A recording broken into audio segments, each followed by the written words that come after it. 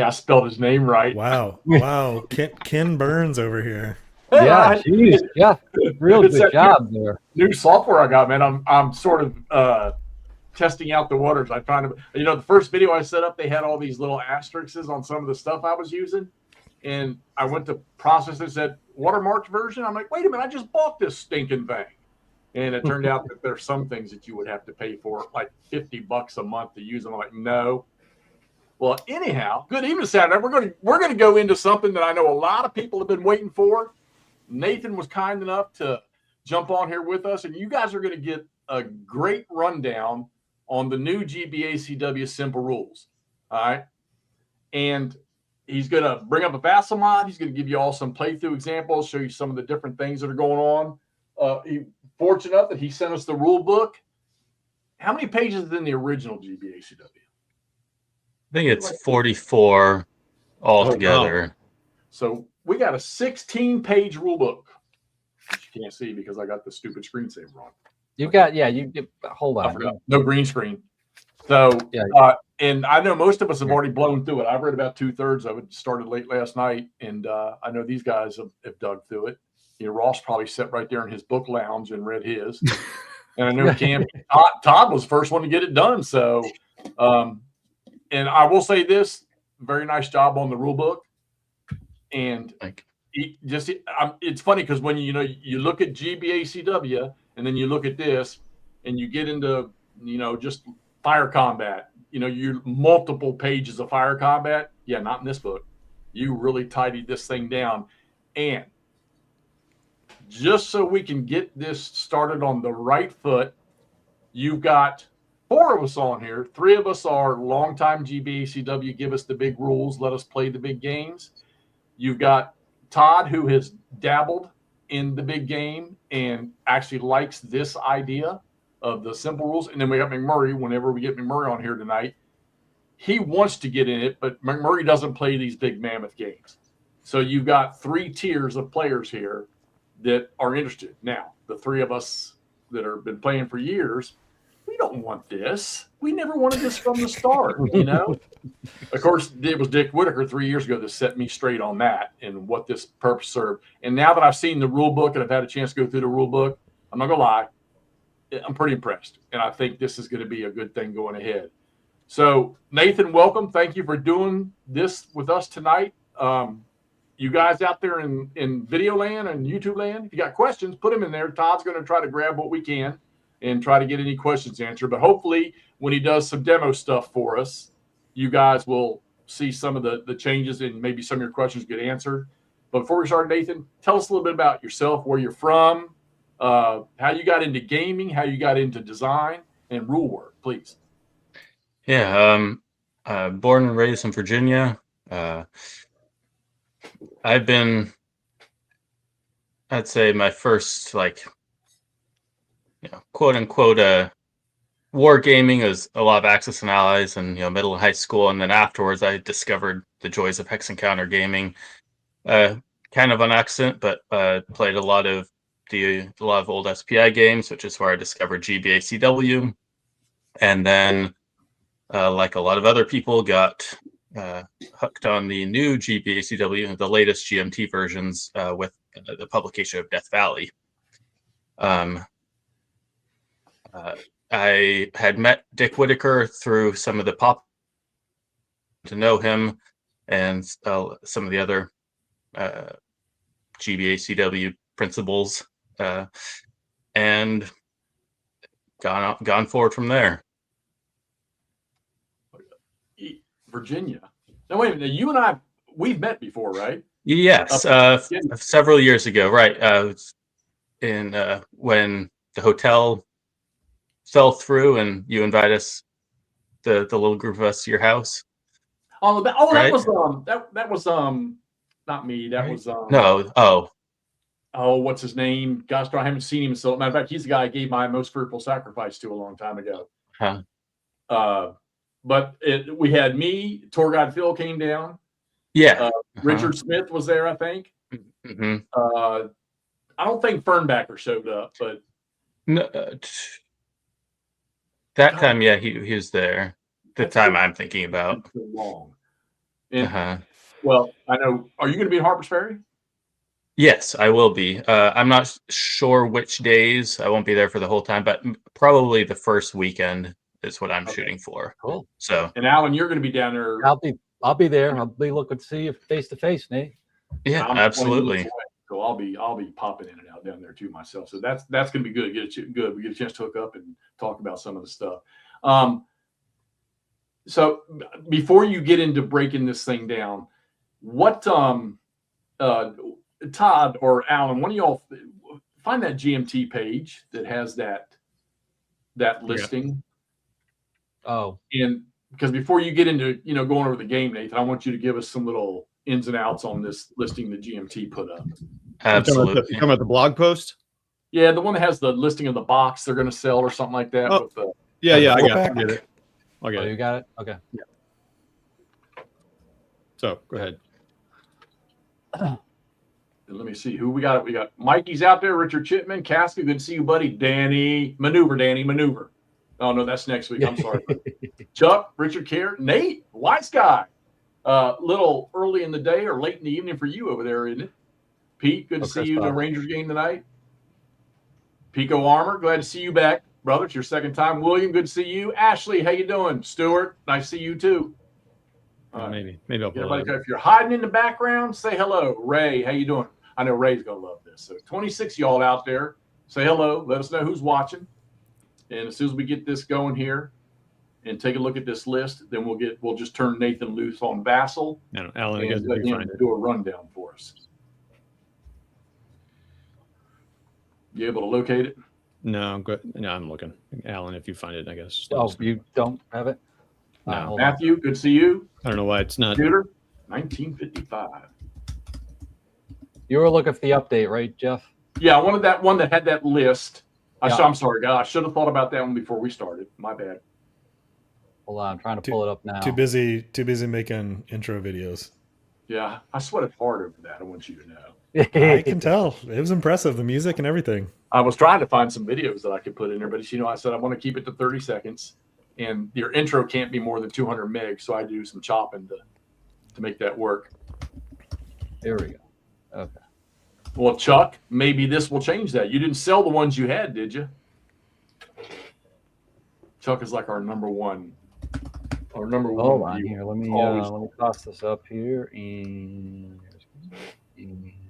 All right, Greg, ask you good. Greg's on watching. Y'all got a game coming your way. 3 of them, actually. So hold on here a second. Share, and there Got it we out? go. This is what you're looking bring for, that right? up. Nathan, give us a rundown on this, would you? As soon as he pulls this up on the screen.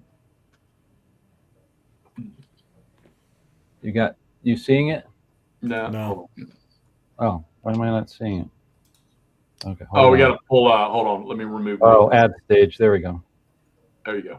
There we it go. is. All right, we can Scroll do down this. and give us that listing. All right. Let's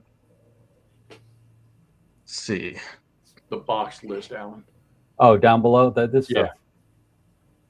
Yeah, these are all the updates. Okay. Older modules. Yeah. So basically, we're starting with 3-Dog, but we know lots of people want to play the older stuff too. So this is the I don't want to call it an upgrade, but conversion to allow players to play some of the older games with the simple version rules. So in order to make the player's life as easy as possible, there's actually a separate simple version battle book that is totally standalone. So there's no cross-referencing. You already have the rule book, a battle book. We don't need 2 battle books to cross-reference. So it's very much a player's convenience, make things easy to get into. So there's a bunch of those because that's covering a bunch of games. Also, there's going to be a player's guide similar to Alan Dickerson's player's guide, or whatever he called it by Swords and Bayonets. So make the player transition as easy as possible into the series. That's Stigler, for those of y'all that don't recognize that name. Then, every game will have its own simple version pack, which is just a double-sided 8.5 by 11, which covers both the terrain effects charts and all the combat charts that you need. Oh wow!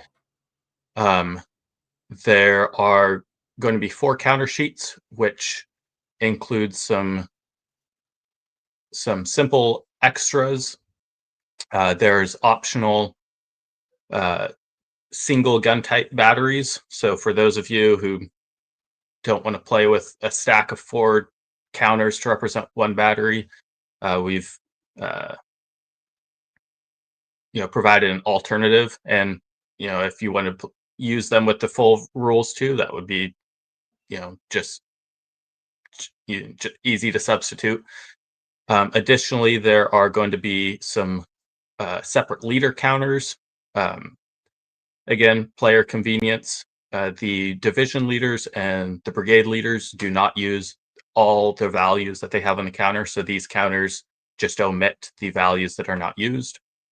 And then the other big thing for the counters is for Death Valley, they're going to be duplicate units, so that way every battle can have its own set of units, and you're not sharing units between battles.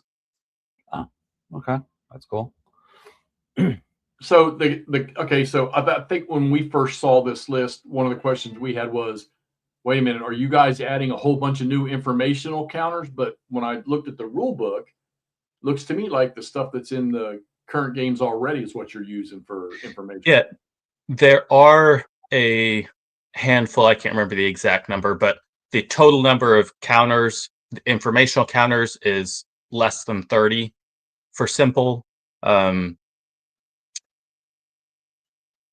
They are more memory aids because all of the fire is pre-designated. So if you want to play quickly without them, they aren't strictly necessary. In my little demo, I'll use kind of a little substitute, but also the efficiency pools are slightly different in simple version, so there are some additional counters needed. A handful of new efficiency markers, etc. So there's I don't want to say there's a lot going on there, but the bulk of the counters are more player convenience. And you're right, there aren't that many informational markers used for simple. Okay. So so mostly the artillery. You said some leader stuff. So okay, that takes a lot of that. And I mean, right. I can get it, because that Death Valley box, Into the Woods, Buy Swords, and Cedar Mountain. For those of y'all that have the Death Valley box, that's a lot of game. Yeah. In that box alone. So I think that's why this probably looks so daunting. But this is a lot of stuff you're getting in a box. It's already it's up for pre-order right now too. What's the pre-order tag on this thing? I believe it's $55. Yeah, come on. And I think actually it covers 55 scenarios. It's right about there. I don't remember the exact total, but it's now. Nathan, did you go through all those scenarios and adapt them to this yourself? Yes. I'm right. That's what's happening right now. Yeah, I see. You're in the process of retrofitting these. Okay. There's been a lot of work done in parallel with 3Dog, but there's still some work to do. Yeah. Okay. Awesome. All right. So before we get to kicking into the Vassal thing, Todd, can any of those questions be addressed? Well, one thing I'll comment on real quick here too is the last bullet point. You're including mini maps for Rutherford's Farm, which I think is probably a premier one for getting somebody into the system. It's very low counter density and very low special rule density. So I'm happy about that. Rather than pull out the big map for. And that's something Dick Whitaker's noticed, that since they were introduced in Into the Woods, the mini map scenarios have been very popular. So this was just kind of an opportunity to retrofit that idea a little bit further back in the series.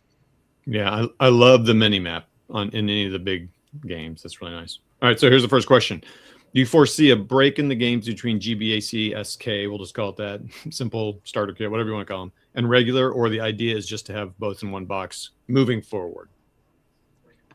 Moving forward, the plan is to include them both in the same box. Okay. And we have three more. Let's see.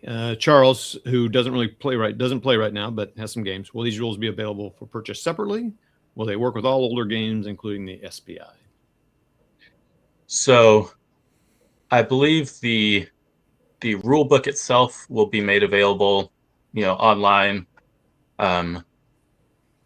like the series rules. They will work with all of the older games, with the caveat that, if you want, a player could, figure out their own simplified version of the rule book themselves, the battle book. If that's the route you want to go, then you're good to go. But the plan is to fairly quickly either cover all the older games, or if there's an older game that's about to be redone in a new deluxe version, then we'll leave the older game and just include a simple version for the deluxe package. Okay, cool. They will not cover SPI. Okay, yeah, that makes sense. Let's save Ray's question for when he gets into this. Oh, okay. And then Danny, that I guess he just answered your question there. So let me see. I think that is it for now. Yep. No, just real quick. No, it will not improve your die rolling. Unless Nathan, will it improve his die rolling? I don't know. I don't think there's anything in the rules to help with that. Okay. All right. Just asking. Zero is still a zero.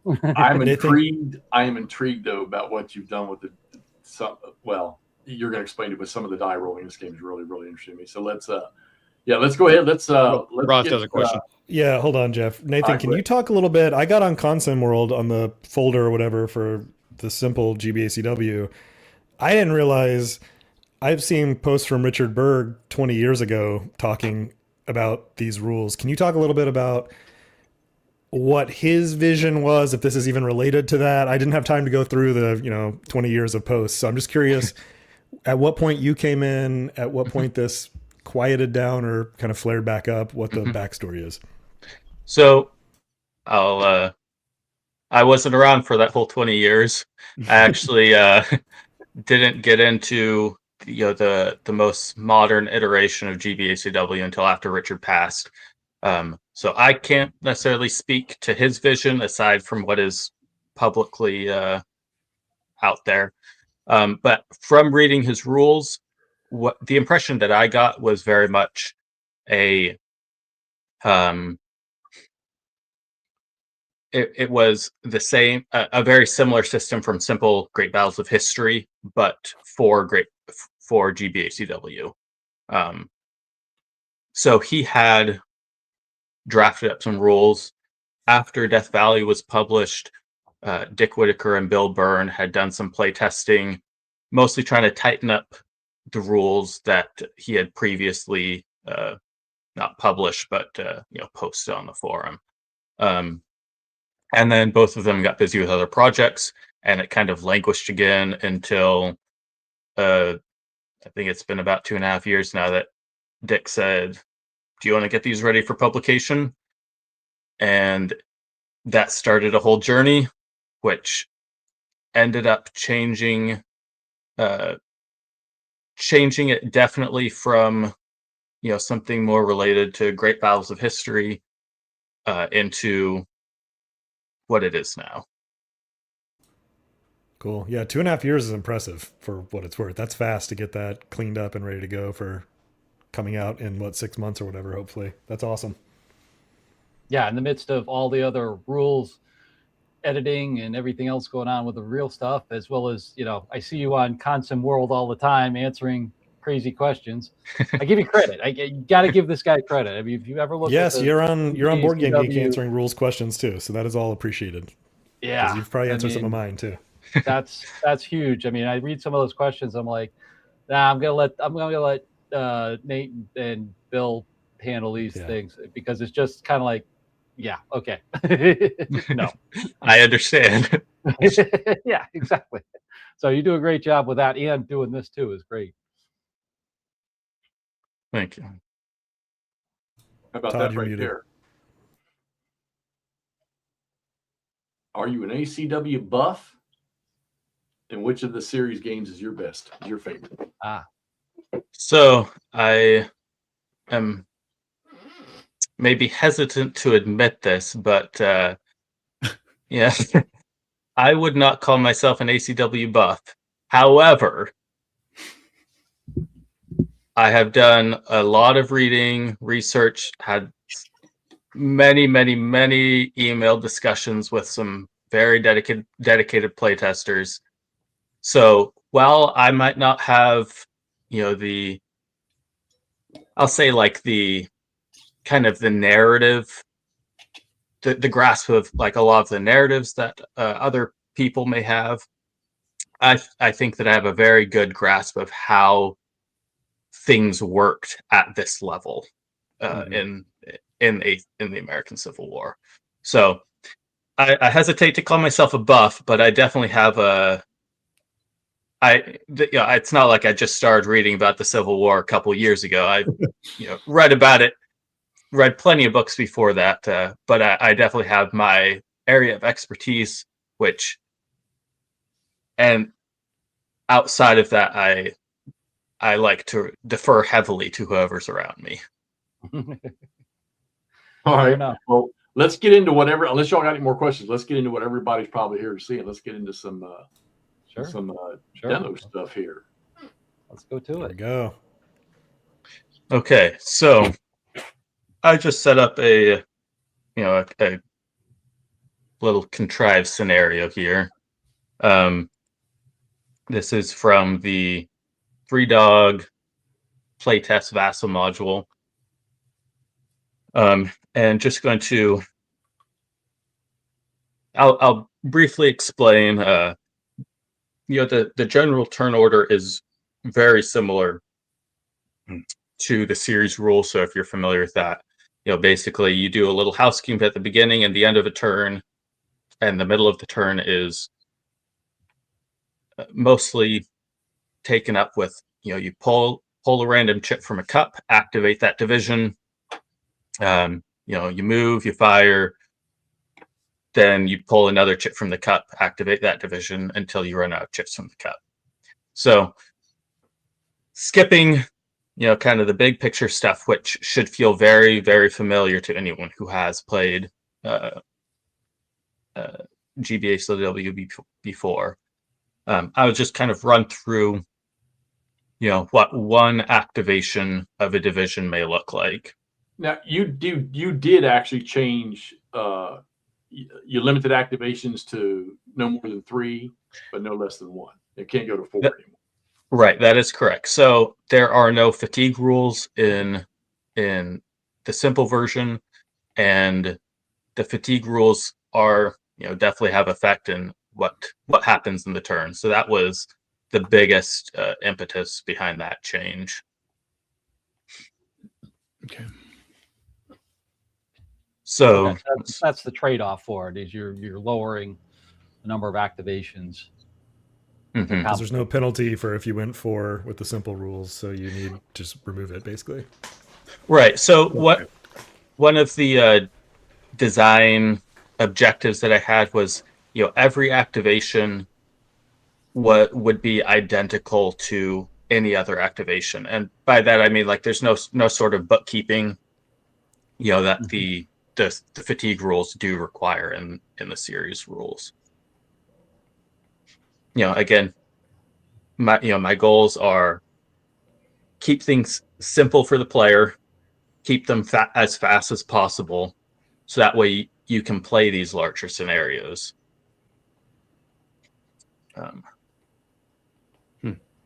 Okay, so makes sense. We'll take Anderson's division here. We assume that theirs is the activation marker that's drawn. and they're going to attack the Union. So the first thing that you do is movement. So unlike the series rules, there is no fire in the movement. Hold on a second. Todd, move my picture down to the lower right corner because he's got informational counters. I'm actually going to go There that we way. go. All right, good job. There we Yeah, go. that's Nice. better. Okay. So unlike the series rules, there is no firing during the movement segment phase. Actually, there is no interruption of a unit's movement from anything. Disordering terrain is in the rules. Approach fire. A lot of these concepts that are familiar to a GBACW veteran. So a unit's movement is completed before any sort of reaction or any interruption happens. To move, you just select a brigade and then move all the units to that brigade. You move to the next brigade and do that all down the line. So since we're attacking, we might as well go in there with. And the presumption they're in the attack orders too. That doesn't change. Right. So the orders in the simple version, there are only two orders. There's reserve and march, and they persist through the whole turn unless the enemy does something, basically is able to attack them. But there is an attack movement, which functions as an attack order, but you can switch in and out of it every time, and it's by brigade. So thank you for bringing that up. So Lang would say is activating under attack orders. As a reminder, you can stick an attack marker with them because it will, as a reminder of that. I'm also going to use the attack markers as a target designator too. So they're using attack movement, which halves their movement, but allows them to move adjacent to enemy units, just like attack orders would in the series rules.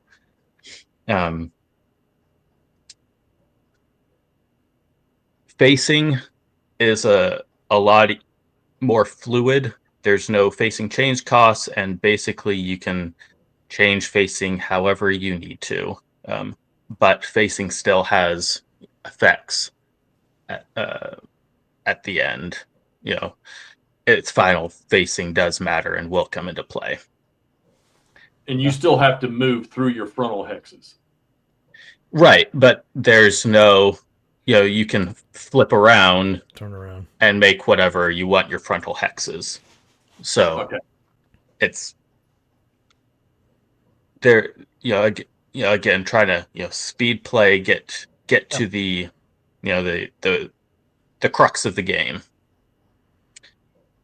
Here's a question from Nordic. Yes, defenders do get reaction. They all in simple, all reactions are lumped into one. So they're getting a little bit ahead of myself. There is no separate shock in the simple version, so there's no retreat before shock. So all units can react. Infantry units can only react when someone moves adjacent to them. Artillery and cavalry have the 3 hexes away. And when you react, you can either change face or you can move, but you have to move away from the unit that just moved. And again, there's a cohesion check for any reaction. Okay, so you still have the reaction. It's just not as much activity within the reaction. It sounds like you're just moving. You move back when they move adjacent. You don't have withdrawal or anything like that. That's correct. Right, it's all kind of in the series rules. There can be many times to react, many different ways. In the simple version, there's really only one, because again, you can only react after the enemy unit has finished the movement. Right. Okay. And moving adjacent to enemy units stops your movement. So we'll have that brigade move up to attack there. So that unit, both those units could have reacted after the first move, but then he has them both in the frontal hex, so there's no reaction possible after the second. Oh, okay. All right. So yeah. So if you don't react with that unit and that other one closes on it, he's not going to be able to react because there's somebody in his frontal hex side now already. Got it. Right. Okay. Yep. Okay, so that's still there. That's good. I was going to ask about frontal hex. Yep. Right. So facing is still very important, even though like changing facing is much more fluid. Mm-hmm. It's easier. Yeah. Mm-hmm. So I don't have to pick the Green Brigade next. You can pick whatever brigade you want the order to move, but in this case, it doesn't really matter. And I am sorry. So when you move adjacent to the enemy, you are marked with a charge marker. And the charge marker forces you to shoot in the upcoming fire phase. Oh, and okay. it also does a few other things. And I will try to demonstrate as many of them as I can. So yeah, so this is the attack phase. Yes. So this is the Sears rules charge marker. The simple version is slightly different. It's going to have an arrow, so you can designate because in the fire phase, all the fire is pre-designated before it's resolved. So it allows for easy, target designation. So let's just pull through or give an example of a reaction. So this final unit moves there, and the 40th New York doesn't want to be there. So he has completed his movement. 40th New York is allowed to check. You check your cohesion first. He passes, then you move up to half your movement allowance, or you could change facing, but that wouldn't make sense in this case. So he's just going to move. We'll say he's trying to run away for whatever reason. This almost folds in the retreat before shock rules. Exactly. Yeah. So if that guy, first off, I like the charge thing. So the charge thing is not something you declare. If you move adjacent, it's automatically. Yes. And if a unit decides to react, so all right. So I noticed, you moved the 1st Brigade lane, and what we've condensed here is you went right into moving the 2nd Brigade too. So you're going to execute movement on all of the division's brigades before you get into any kind of combat. Instead of one brigade moves, everybody fires. One brigade moves, everybody fires. Yep. So you're going to do the whole. Okay, great. That'll speed up quite a bit. Now, what if that unit fails his cohesion check? If he fails, he is disordered, but he can still execute. But he still executes, correct? Okay. And so Jeff, what you just described is actually in standard rules. This is really interesting to me because in standard rules, there's brigade coordination, which you need to roll for, which would let you do this essentially, which is move all your brigades as kind of one wave. But there's a second layer there, which is also in standard. If you are in attack orders, you would move a regiment and you would make a choice to fire or not fire at the regiment level before you even moved his buddy up next to him as well. Yep. And this is folding all of that into one, which honestly feels good. I mean, it felt good reading it and it feels good watching it, that that process in standard it's part of the fun. It's really tactical and it's this puzzle, but it can be really slow. And for me, I start to lose the narrative of like, this is actually a whole brigade of guys moving up doing this, not one regiment at a time, really. That's a concession to the reality of rules. This, you capture more of a sense, at least from what I'm seeing, of it's a brigade of guys rolling up. And in fact, it's a whole division of coordinated brigades effectively moving up and firing, which is really cool. You definitely picked out several of the goals. With a larger rule set, a larger rule book, there are different ways that you can get the desired outcome, or the desired feel. You can play around with a lot of stuff. And with the simple rules, we had found that this kind of moving the whole division and then conducting the whole combat would give it it was a good way to represent the linear combat of the era. It would seem, from observing, not having played it yet, I see that seems to be accurate from just watching and reading the rules. That seems pretty cool. Oh, and also you moved a whole stack instead of individual units too. Yes. Mm-hmm. You are free to move whole stacks. Okay. See the question about approach fire.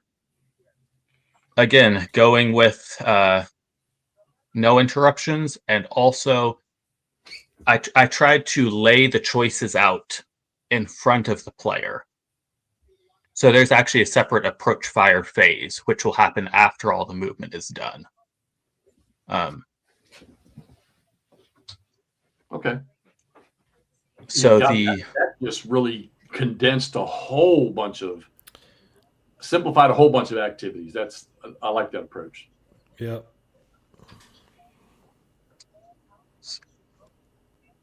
So now we have one brigade left to move. We'll start with him, and we'll get a nice flank attack there.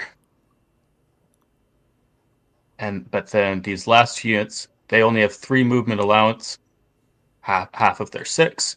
So we're going to just move them up, but they will not be charging. Let me get a charge marker on this guy too.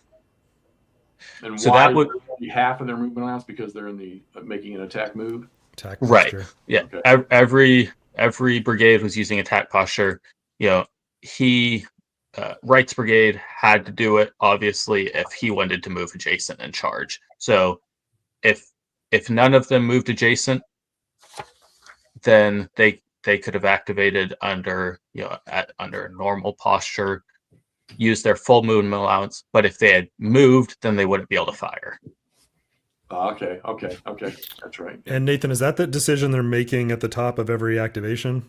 Yes. So it's by brigade. You don't have to pre-declare anything, but when you start moving a brigade, you should depending on the formality of play, right? Like if I'm playing with a regular opponent, I just start moving them under attack posture with the unspoken assumption that's what I'm doing and playing by the rules. So then we'd move on to the approach fire phase, where any artillery with a charging unit in one of their frontal hexes will get to fire. So it is a little bit more restrictive. So, in the series rules, they would be able to fire when they moved in. They will not be able to fire, but this brigade will be able to. So he can pick. There's no splitting fire. There is combining fire where you have multiple hexes targeting one target hex, but there is no splitting fire where you have one unit or stack firing at multiple hexes. So he'll have to pick one or the other, and he'll just pick the one without a leader because it's a little bit easier to hit. And so now that, if there were multiple artillery approach firing, you declare it all and then you'd resolve it. But there's only one And here is a quick glance at the player aid card for Simple. So on the front, you have everything necessary for combat. And then on the back, you have everything necessary for the terrain effects. And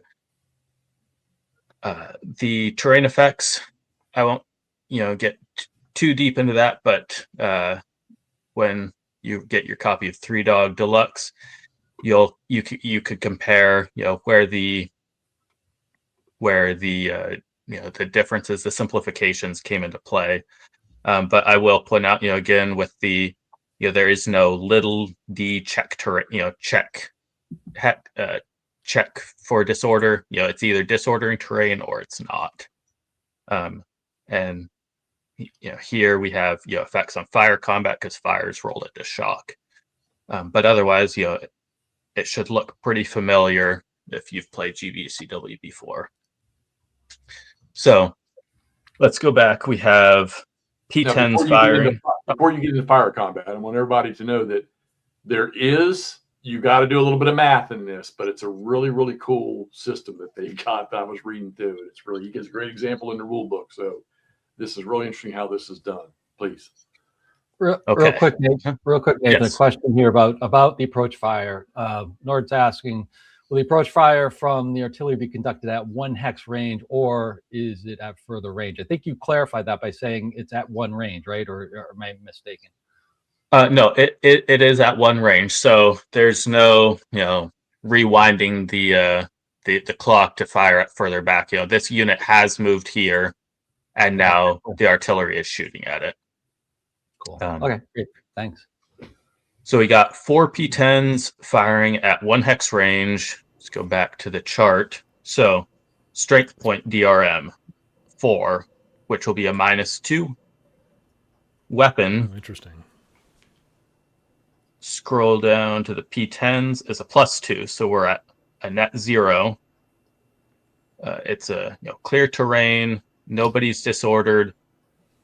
He's firing at someone who's charging, but it's not charge combat. No flanker rear. Nothing else applies. So it's just a straight up roll. +0. Let's see a 9. So in Simple, players, of course, are free to play it how they want, but I like to roll 2 dice because there's often going to be a cohesion check involved. Right. And you can, I'll when we do the other combats, I'll kind of go through it more, but we'll just go 1 step at a time. So he rolled a 5 for his fire, which gives us a cohesion check. So there's only, one column of results, and I like to think that it's pretty easy to memorize. They're not too different from each other. You have no effect if you roll real bad. The bulk of yours are going to be a cohesion check. 5 of the results. The other ones will be a little bit more complicated, and I'm sure we'll get to them in the other combats. But even so, they're not as different as they look. The only difference is 1, 2, or 3 losses. So this unit will check his cohesion. He rolled a 4, he passes. So there's approach fire. It looks like you've done away with the low ammo tracking and all of that. That is correct. Yep. Okay. There's Okay, no so low ammo. Those guys closed. The Confederates moved. Mm-hmm. The first option to be performed is any artillery can do approach fire. Mm-hmm. Okay, so now, all right, so that's the only battery we had sitting there was approach fire. Now, in response to Nord's question, the other gun that is sitting over there with that other brigade to the right. Oh, wait, you come. Yes. Can that back on your map so I can? No, sorry. So that other set of cannons over, can those guys approach fire or anything? So I pulling up the rule book, just so because I was like, this would been good to go. So so we have the movement and rally phase. So just like the series rules, if someone's disordered, they can rally from the disorder. That happens with the movement, because units that rally cannot move, and vice versa. Then we move to the approach fire phase. So in order to approach fire, the artillery must be in good order, non-phasing, and may fire at one charging stack in either of its frontal hexes. Charging stack. Okay. There is no charging stack in either of his frontal hexes, so he couldn't fire. Let's clarify this frontal hexes thing. The frontal hexes are the two hexes directly in front. It's not the frontal hexes within their arc going out to their range. It's just those. That is correct. Okay. Yeah. Right. And the rules do distinguish between frontal hex and firing arc, which is that the big triangle. Okay. Out to the units, out to the weapon's maximum range.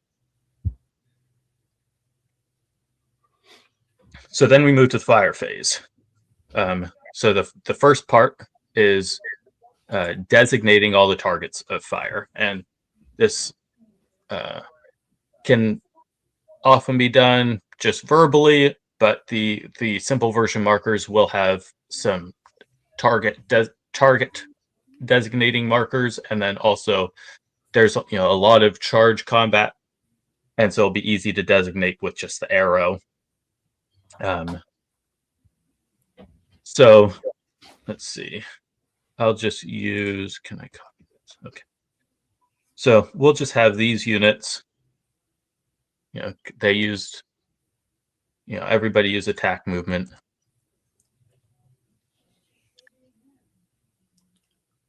We'll just go down. We'll just have everyone shoot at whoever's in front of them. So he'll shoot at him. He'll shoot there. Charging units, have to shoot at someone adjacent if possible.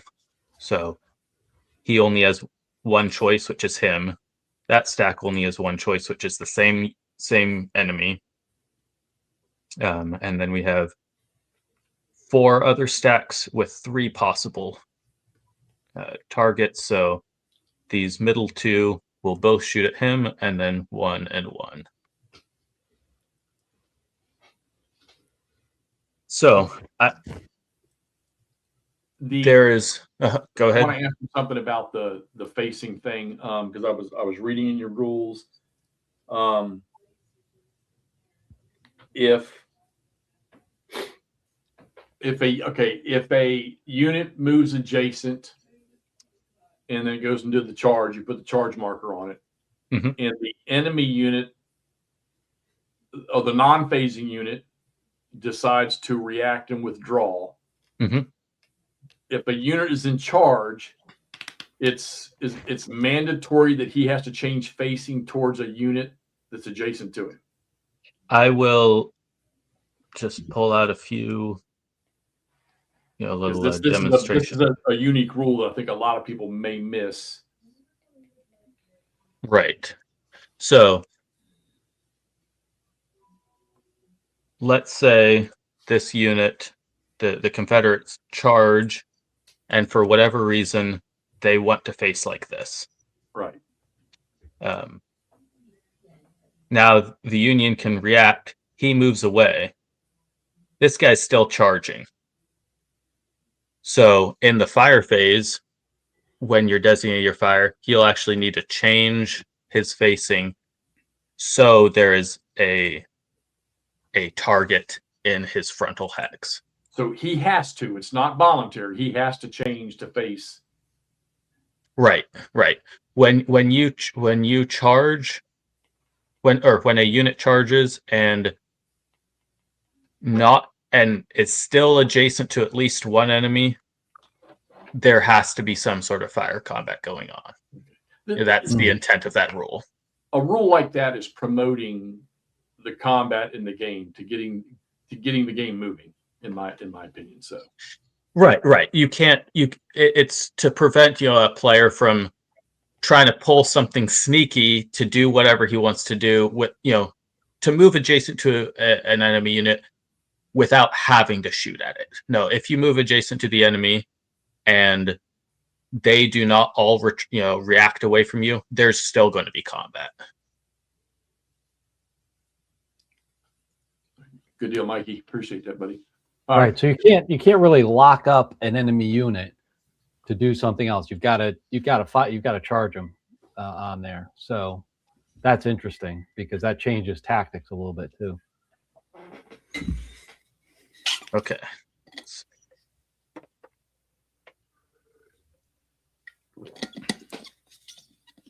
All right. So we have designated all the fire.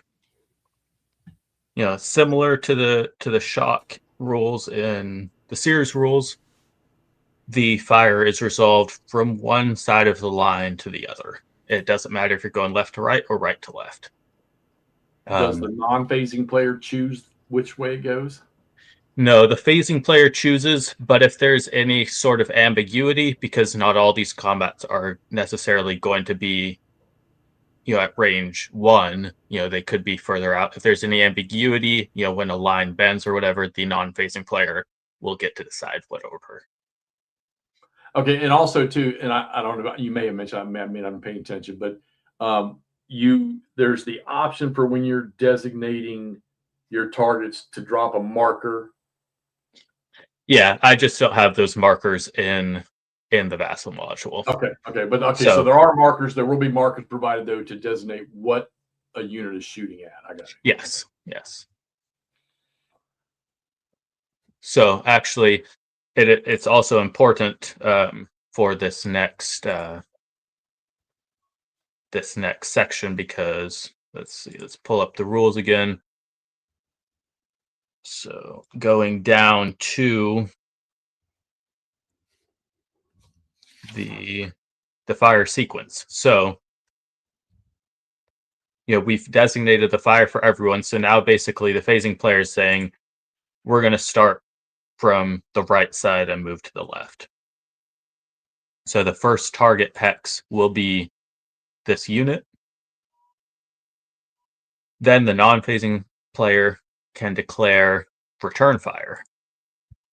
This unit is not targeted by anybody. He's adjacent to the firing unit, or he's adjacent to the target unit. He could be adjacent to the firing unit too. So he can return fire also. So both of these stacks can return fire at the 22nd Georgia there. Okay. Much like the original. Okay. Mm-hmm. So now is when we roll the dice.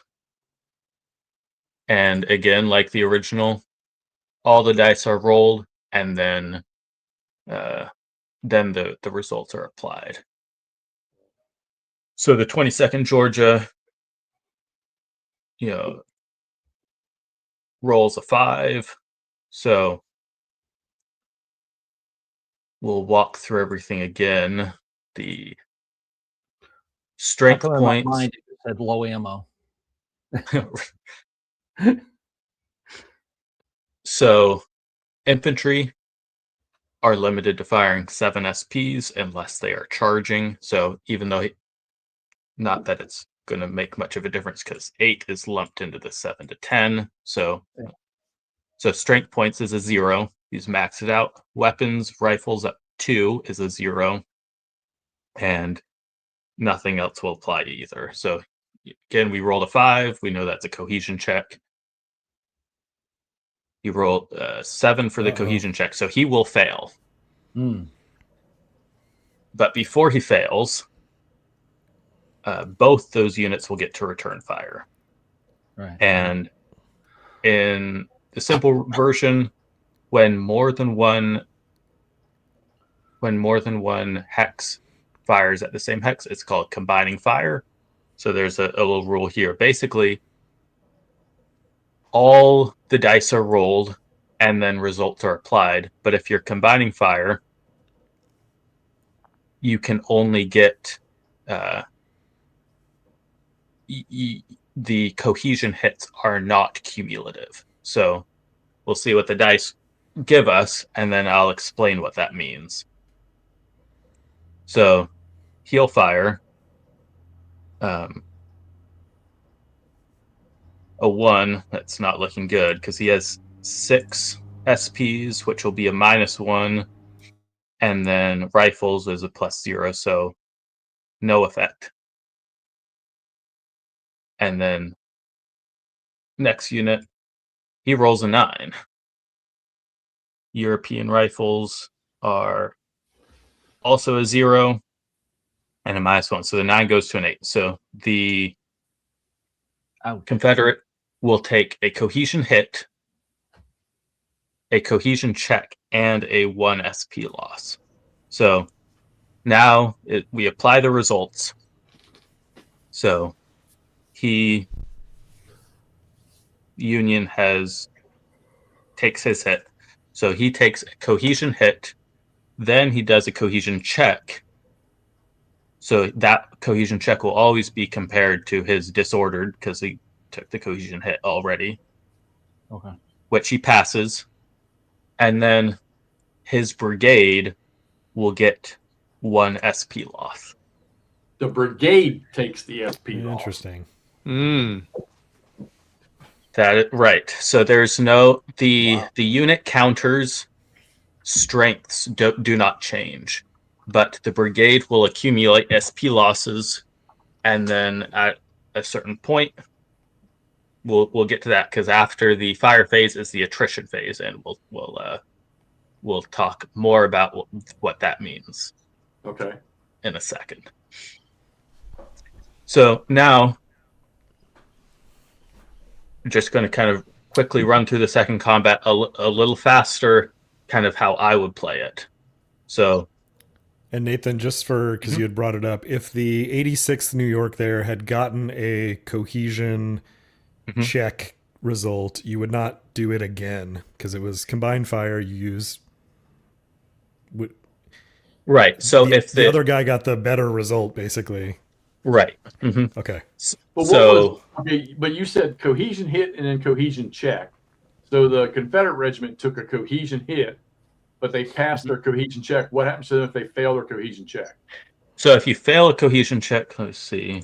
I have a little. There we go. Okay. So on the back of the simple version battle book is just some additional, Easy. Right. Okay. Awesome. So if you fail, if you are disordered and you take a cohesion hit or you fail your cohesion check and the cause is fire combat, the unit retreats and accrues an SP loss. Got it. So potentially this unit could, let's go back to the fire table. It could get 3 SP losses from the fire table, suffer his cohesion hit, fail his cohesion check, which would mean a 4th SP loss would be suffered. Yeah. Wow. And he would retreat. A quick question, Nathan. Mm-hmm. How much we want to get in the weeds here? Do those guys have to combine fire if they're going to fire on the same unit? Yes. Okay. Combined fire is not an option. It's just how it's handled. Okay. If more than one hex is targeting the same hex. Gotcha. Okay. Thanks. And your little 2x2 inch chart there for the cohesion hit and stuff, that basically replaced the entire second disorder table. Which is awesome. I mean, that's great because that's a bear to encounter when you're learning full rules. I'm already in love with the 2-sided PAC for the entire game. That's right there. This is cool. So if when you kind of get into the rhythm a little bit. So as the Confederate 3rd Georgia firing at this battery here, as a Confederate player, you just roll 2 different colored dice. I rolled a 0, so I know that's not good. And then I even rolled a 5. So even if I somehow got a +2 on my DRM, I know he would have passed the cohesion check. I'm not even checking what the DRMs for that shot are. That's cool. Okay. Yeah. Yeah. And so then you're playing. It's not like if I shoot at Ross's unit, I'm rolling the combat result and the cohesion check. Mm-hmm. A little rule of thumb in simple version, the high die rolls are the deadly ones. So you roll high on your cohesion check, that, something bad's going to happen. You roll high on your fire die, something bad's going to happen. If there's a die roll where something bad's going to happen, higher means it's deadly. I appreciate the consistency. I see you kept it so consistent. You flipped the leader casualty from 0 to 9 as well. Yes. So, and nice touch. A diehard, if you want to play with a 0, be my guest. But I'm just going for the consistency. So there's nothing to extra to remember. You're like, I can't remember. Right. High is deadly. If I roll a 9, we're playing by the 0 rule. If I roll a 0, we're playing by 9. So then the battery firing back, same thing. You have 4 and a 1. Well, it's going to take a plus 3 DRM to get up to anything that would cause an automatic hit. And at range 2, what guns are these firing? These are Napoleons. So this might actually work out. Napoleons are plus 4 at range 2, but there's 6 of them, so that's a -1. So that actually that he will get that cohesion check, cohesion hit, cohesion check, 1 SP loss. Just barely. And so now the brigade goes up to 2 SP losses. That is so much easier to track than to having to pull off every counter every time you take a strength point loss and adjusting each counter individually. I like that. So now we're moving on to something slightly different. We have these 2 Confederate units combining fire, but it's a charge. So we already know what combining fire looks like. Here we might actually have it come into play a little bit. So it doesn't matter that they're from different brigades. So first we'll have, and there is another rule, again, because fire and shock have been combined into one. This Union unit is allowed to return fire at any adjacent enemy that targets it. So he actually does have a choice of firing at this unit or this unit. With the caveat, if you fire at someone not in your frontal hex, your weapons DRM is 0. So, so flanked units and units attacked in the rear are not defenseless, but they certainly are not in a good position, as we'll see here shortly. So this just removed flank refusal out, and so there have to do a reaction. There are several optional rules. The one that I highly recommend playing with is the refuse flanks, and we're going to get to that here when we get over to this other side. So I'll run through this one a little slower just so we can see what the difference is with a charge. 61st Virginia is firing. He's got, he's got 7 with rifles. So +0 for strength, +1 for rifles, range 1. No terrain, no one's disordered. We have a charge fire combat. So the +1 charge fire combat applies to phasing units that are charging and non-phasing units that are targeting a charging unit. So the Union unit actually will also get this +1 fire combat. Evening, Mark. So he will end up with a +2. And that's a bad one. So the 8 will go to a 10, and a 9 will always fail a cohesion check. So leaders, subtract 1 from the die roll, but it doesn't matter what your cohesion is and how many leaders you have, you will fail on a 9. Oh, so that's an automatic now. Okay, interesting. Mm-hmm. Right, because you could have like an 8 cohesion and stacked with a leader. There are no, aside from the leader, there are no DRMs to the cohesion check. Unlike the series rules, which has some of those DRMs built into the fire table. Right. So now a 9 is just an automatic fail. Yeah. Okay. That helps. So just because this is going to get a little bit more involved, I'm going to apply the cohesion, the combat results, but allow the Union unit to fire back as if they hadn't been applied. So we get to a 10. The Union unit will take a cohesion hit and take his cohesion check and 2 SP losses. So he takes his cohesion check hit, which will flip him. The 9's rolled. He automatically fails his cohesion check. So his brigade accrues an SP loss, and that unit retreats. And then the fire table called for another 2 SP losses. So that brigade is up to 3 SP losses now. Now we have the other Confederate unit with rifles and 8. So 8 strength points is 0. He can fire with all 8 because he's charging, but it doesn't, it's the same as 7. Weapon is +1.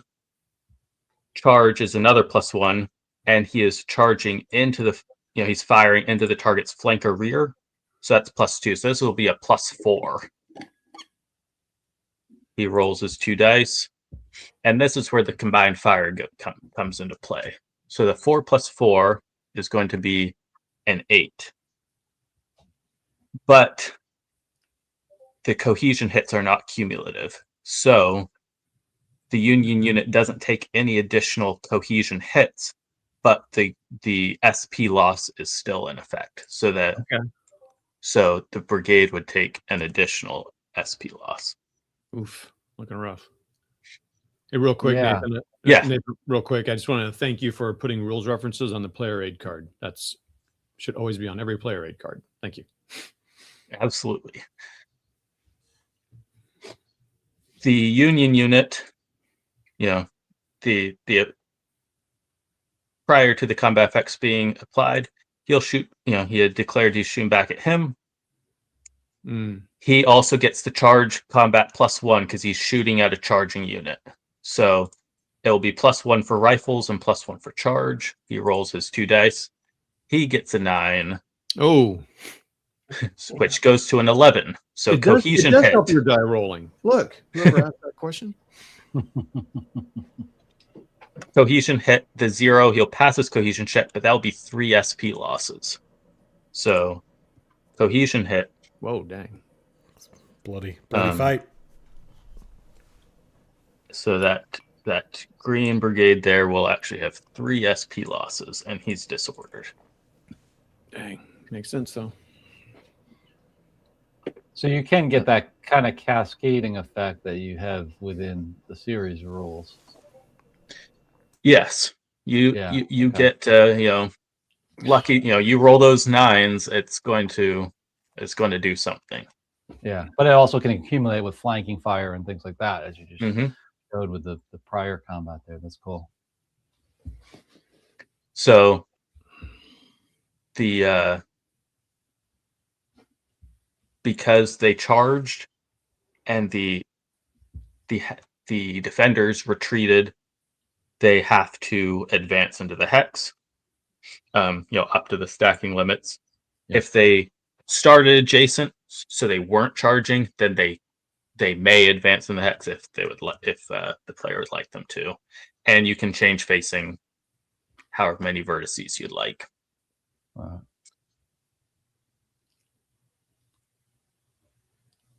So here I am going to quickly it's firing. Both these units are firing here. I'll just quickly run through the Confederates, and then I'll break down the Union a little bit more because something new is going on here. Sorry, just one other thing to point out. I was just looking at the firing sequence, and as it's wrapped into one, the whole shock and everything there is wrapped into one. You don't have probably the most forgetted rule of the series is that post-shock disorder in here, except for cavalry, I say, right? Yes. So and that is an optional rule also. Oh, that's optional. Okay. Yeah. So there's a little optional rule at the end. If you want a little bit more flavor with your cavalry fights, to make them feel and a little bit more historical, and also to differentiate a little bit more from infantry. There's a couple of rules that you can adopt. Yeah. Well, I just think that the whole post-shock disorder is probably the most forgetted rule within the system. Yep. How many times have we gone back and said, "Oh shoot, I forgot to do the post-shock"? Yeah, and it's often pretty devastating because you forget it when you're doing it, and then you cause combat ineffectiveness because you just disordered your entire brigade. Oops.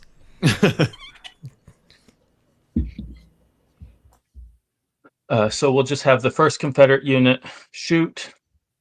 4 and a 0.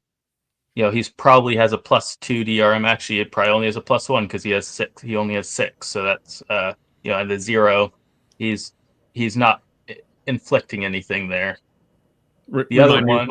Oh, sorry. Well, real quick, Nathan, and you guys have to remind me: is he firing at the hex or a particular unit when he's doing this? Everything. It's a target hex. So everybody is as we'll see here in a second. Everybody's affected. Okay. So the 12th Virginia fires, and he rolled a 7, which plus charge plus rifles goes to a 9, which is cohesion hit, cohesion check, and 2 SP losses. So the cohesion hit affects everybody in the hex all the time, even at long ranges, ranged more than 1 hex. 0 for the cohesion check, and then 2 SP losses. There's a little note here as a reminder. So these SP losses actually get applied to the artillery first. So since there's artillery in this hex, these 2 losses will stack directly under the artillery, and now there are only 2 guns in that hex. So artillery losses are not affected. They're not tracked by brigade. They are tracked by battery. Interesting. Okay. Yeah, and I saw with that you also kept in the abandoned guns. I know well that's not for now, but that's also cool that that's still in there as well. Yes, and it's pretty basically, if a disordered artillery takes another hit and the attacker is still adjacent, then the guns can become abandoned. Yeah. Cool. So the artillery firing back, and remember, I applied the results, but the results aren't applied for the fire because everything's simultaneous. So I've forgotten to declare the return fire, but we'll just pretend I declared against him. Now we have 2 different types of units shooting back. We have 4 P10s and 3 rifles. So what you do, so for strength points, it's 7, so it's 0. So for weapons, what you do is you take the 4 P10s at range 1 is a +2. And then you take the 3 rifles is a +1. So you look at what you have the most of. You have more +2 DRMs than +1. So you start with a +2. Then if there's at least 2 SPs that are 2 higher or lower than that +2, you modify that DRM. So since the +1's not a 0 or a 4, there's no modification. You just use the +2. And so the infantry and the artillery are combining their, they're merging their fire into one set of die rolls. So both of, the whole stack firing together gets a Goodness. Another rolling 9. lots of 9s. So a +2, that's going to, again, a cohesion hit, a cohesion check, and 3 SP losses. So if that brigade already has 3, we're up to 6. I might just see canister blasting out from that end of those barrels. Nobody retreated. Retreats will happen, from a, what in the series rules is called a second disorder. Everybody's passing their second cohesion check, but if someone had started that charge, if the defender had started the charge disordered, then they would be retreating. All right, so this version of combined fire here is where you do the die roll modifiers, the +2 or -2, whatever. Yep. Only for units that are in one stack. And then the next question I had is, because I haven't heard you say it yet, and you haven't had to yet, is, and because you'll straighten me out here, if it's still for infantry, it's still only 7 points of firing out of a hex unless they're in charge. So, yes, so there's basically start with no limit. Everybody in a hex can fire. The exception is only 7 SPs of infantry can shoot if they are not charging. So all the artillery can, all the cavalry can. Which this will really only affect your die roll modifier, because the strength point number really, not like in the original series, it doesn't have the same effect. So right, and basically, you'll probably be in that 7 to 10 anyway, so it won't make a big difference. But it allows the charging infantry to mass and kind of charge by a column, which will get you a positive SPDRM. But because everybody in a hex is affected, it comes at a cost too. Okay. And actually, yeah, makes total sense. In order to better demonstrate the refused flanks, I'm actually going to have both of these stacks combine fire at this one. So normally,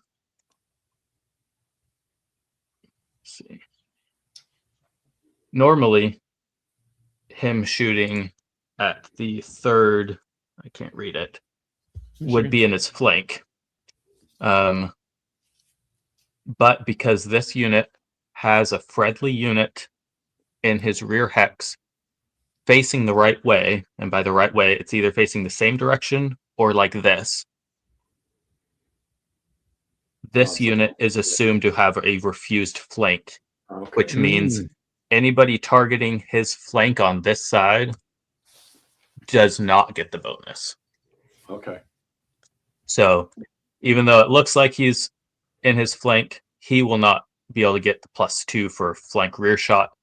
However, if this unit returned fire at him, he would still return fire with a 0 weapon DRM.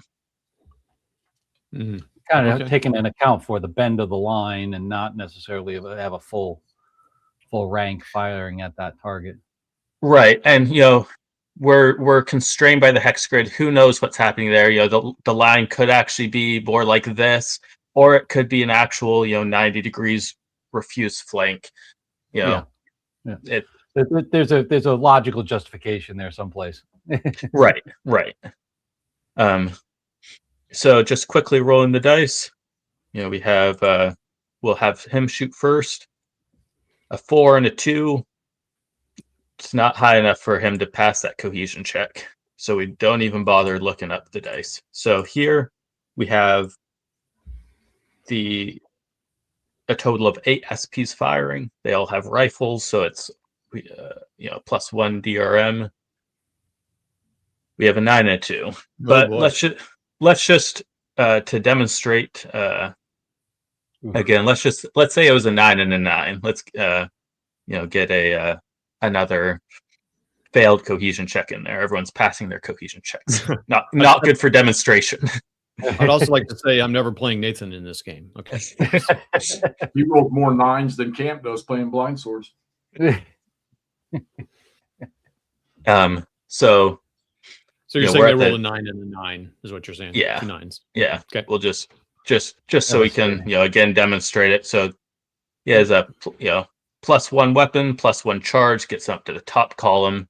Cohesion hit, cohesion check, and 3 SP losses. So cohesion hit, cohesion check, he fails, which will give his brigade another SP loss, and then because of here, fire combat disordered unit, he retreats and accrues an SP loss. So he retreats. All retreats are 1 or 2 hexes at the owner's discretion. He's going to get out of there. He's not liking that. And then 3 SP losses. So that brigade's up to 8 now. Dadgum. So he is going to return fire at him and this unit. He wasn't targeted, but he was adjacent to the firing or the target unit. He's going to return fire at him. So we'll start with him. Rolling 2 dice. He rolled a 0. No, he only has 5, so that's a -1 right there. He's not getting anything good with that. And then the little 4 SP unit, same thing. That 6 is below, even if he rolled decent and got the cohesion check, the Confederate unit is going to pass it. It was a charge, so they must advance. 8. And they'll actually both have to advance because the stacking limits are not exceeded. And like normal, they have to face all the same direction. Right, have to face all the same direction, but after the advance, they can choose which direction they'd like to face. Sure. Okay. We're done with the fire phase. Go into the attrition phase. So after all fire combat is resolved, the phasing player, followed by the non-phasing player, conducts brigade attrition. So what you do is you look at all the brigade's SP losses. If any of them is 7 or higher, then that player has selects a unit to route to bring that number of SP losses down below 7. So the phasing player has none. So he doesn't do anything. The non-phasing player has a brigade with 8 SP losses. So he will select one of his units. It doesn't matter which one. And he will reduce. So let's say we'll have that artillery band. So he's selecting the small unit here. It has 3 SPs. So you reduce it by 3 SP losses. Now that brigade is below 7. So this is the only unit that needs to route. This unit gets placed on the off-map display. And during a night, dawn, or dusk turn, if the brigade's in reserve, then he has the opportunity to come back. Hey, Nathan. Yep. Just make sure I understood there. So you're choosing a unit to route. Is that right? That is correct. Okay. And so you choose the smallest one. You wouldn't want to choose your bigger. Okay. It depends. There's a lot that there's a lot of reasons you may select one over the other. Okay. You might want to select your lower cohesion units. In this case, I selected this one because he is surrounded. Gotcha. So if there is a mechanic where you can retreat, basically you can pick up a surrounded unit and put him back with his brigade, but the brigade's going to suffer additional SP losses in that case. So I was like, I'm going to kind of mitigate a potential bad circumstance in the future by picking him to route. But generally you probably want to route disordered units that are adjacent to the enemy, because those units cannot rally. In order to rally, you have to be non-adjacent. Okay. Um, We had a question there. Yeah. Richard's asking, is there a place, where's the brigade's total strength shown? Do you need to add up the regiments? How's that work? No, the total strength is just whatever's on the map. It's what you're looking at for the purposes of routing is its SP losses. So it's always that. It's always the same number and everything. Okay, that's interesting. Right. Right. So, right. What you're looking at basically is any brigade of either side that has just suffered casualties. Are their SP losses 7 or above? 7 or above. Okay. Mm-hmm. Interesting. I can't wait for this question. Okay, I'm real quick, Nathan. Are you do you still have more to go through on this particular combat phase here? No. So that's the so then if if half or more of regiment's or brigade's regiments are then routed or eliminated, then that brigade will become ineffective. There's still the brigade and division combat effectiveness. Okay. And then that's it for a division. And then you draw another AM and repeat. All right, real quick, before we get to any questions or anything, Nathan, you're doing a great job here. This is awesome. People are loving this. I'm loving this. Do you want to take a break, get a drink, bio break or anything? If you want to, please step away for a second. If you want, we can. Yeah, there's no formal. Yeah, if anybody wants to take a break. And we'll Yeah, chat. Actually, while we're taking a break, people in the chat can think of questions. Yeah, please do. And if you don't need one, Nathan, that's fine too. Anybody else? I'm okay. Okay, great. Well, then let me just say something real quick here. I'm getting very impatient with this conversation, and I'll tell you why. Because during this call, I've placed an order for this simple system. I'm already getting 3 dogs. Jeff's bought me that like 3 years ago, and I've already placed an order for the pack. I hadn't placed it yet, and you've convinced me, and I just want to get to it. So let's get to it. Get it? I need you to leave this call and go work on this. We're wasting time here. No, okay. Which means me trying to say I like what I see. I will say, obviously trying to get this out to players as quickly as possible, but also I do want to give players at least some chance after 3 dogs in people's hands to get feedback from the wider community.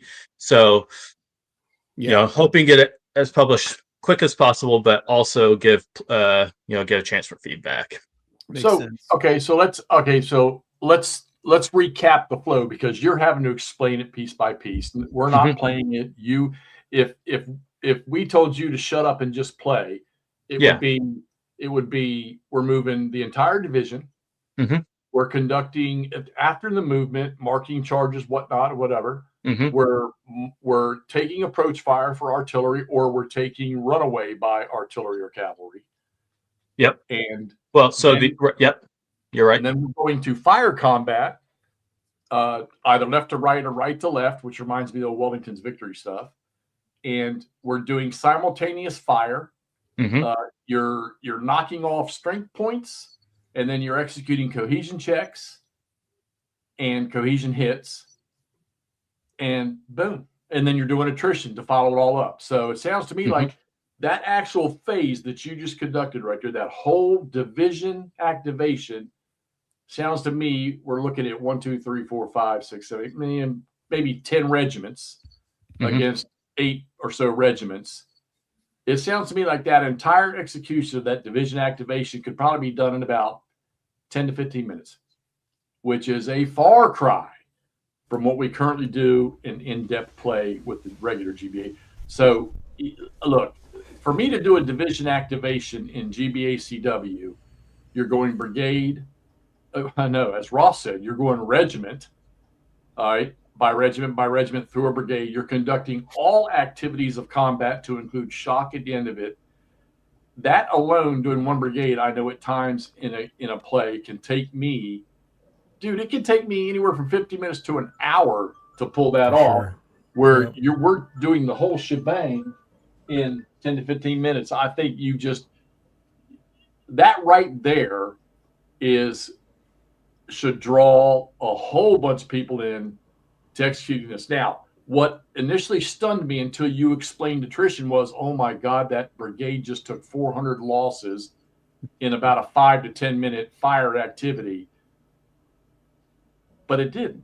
You placed a unit into route and you narrowed how to identify combat ineffectiveness for a brigade or a division instead of having to go through, okay, does this guy have this many regiments disordered and this many regiments routed? Or, oh my God, is this regiment collapsed? You just eliminated all of that and put a simplified combat ineffective system in there, a simplified fire system in there, and answer Richard's question, why was 7 the number? Why 7? Same reason 7's the number in the series rules, is that's the nominal number of men in a 2-rank line for a hex.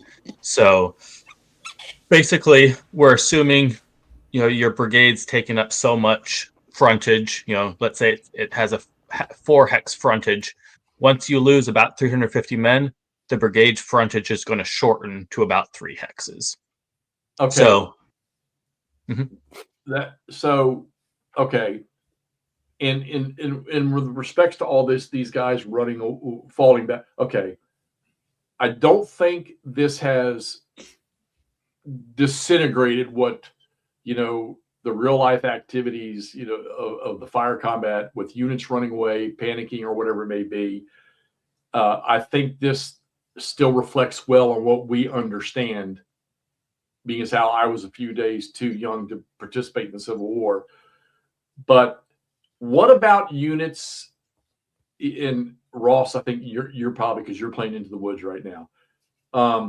You had 2 Union units that were chased off the front line that were adjacent to other friendly units. Mm-hmm. Is there any side effect when the unit beside them sees their buddies running away? No, there's not. Okay. Oh, okay. So it's just one more thing for simplified rules that somebody does not have to think about. Now, this is over, and I don't know, maybe you'll go to it, but let's say that the next AM chit is drawn is for the 3rd Corps here, that brigade on the left that just took a beating. Those units, that disordered unit that's locked in amidst all those Confederate units, is he going to have any options? This guy here? Yeah. Well, let's say the infantry unit that was still, let's say that right. 3 if he was back there. He was still in there. So basically, no. Artillery cannot move adjacent to enemy units, so the artillery couldn't move. The infantry, you're asking me if that 3-strength regiment was still there, would he be able to do anything as far as getting out of there? The best option would be for the infantry, if they really wanted to get out of there, would be to shoot and have the Confederates shoot and force the Union to retreat. Then he could. I called it head for the hills, where because you can't retreat through a enemy frontal hex, so he's totally surrounded.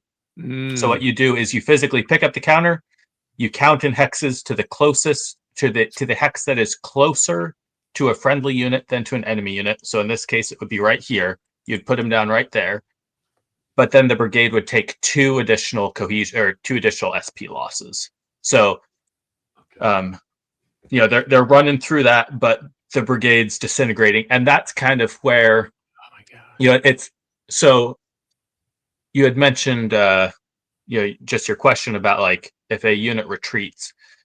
So sometimes, let's say that the 3 SP unit was by himself. We just saw cases where a single stack suffered 4 SP losses in a single combat.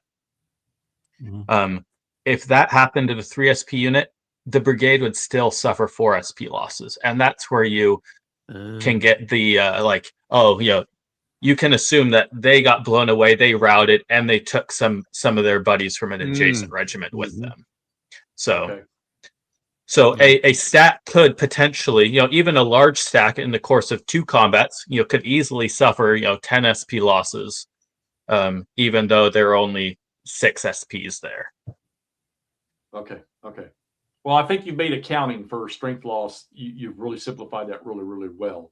So it just seems to me like in this particular predicament that if that brigade of the Third Corps wanted to salvage those cannons sit up there and they drew their next activation, they would have to move up in there and try to drive the Confederates, which, hey, Yep. that sounds like typical stuff you read about Civil War combat. Well, we need to save those guns and sit back in there and get after them, or some of our boys are trapped. Let's counter. I like it. I like you have not taken away from what we envision of Civil War combat by combining all these rules, condensing all these rules. So kudos on that. Okay. Right. Real quick question with what you're saying, Jeff, about counterattacking over there. Now, some of those units there are disordered. Is the series rules where disordered units can't move adjacent still in effect, or is that changed? That is correct. So in this case, if you're trying to counterattack the he's already kind of locked into combat here. You really only got this one regiment with fairly limited options, but right. So keeping reserves are important. Good. Okay. Great. Also, I didn't notice any leader casualty rolls. There should have been some that on the 9 rolls. Yeah. Yeah. So basically, if a stack suffers an SP loss due to fire combat, so it could be from the fire table or from them being disordered already. Then after the combat's over, you roll you roll a die for every leader in that stack, and he dies on a 9. Jeff, I think Nathan's giving you the honor of rolling the leader losses. No, you know what? I thought that I was Mr. Kill Leaders until I watched Ross and Sean play. So that's Shiloh though. They gotta go. I lost 5. So I do like that you kept that leader thing in there. That seems like a pretty important part there. Yeah. And that was another thing too. I didn't notice when do the leaders affect the cohesion checks? Yes, they do. So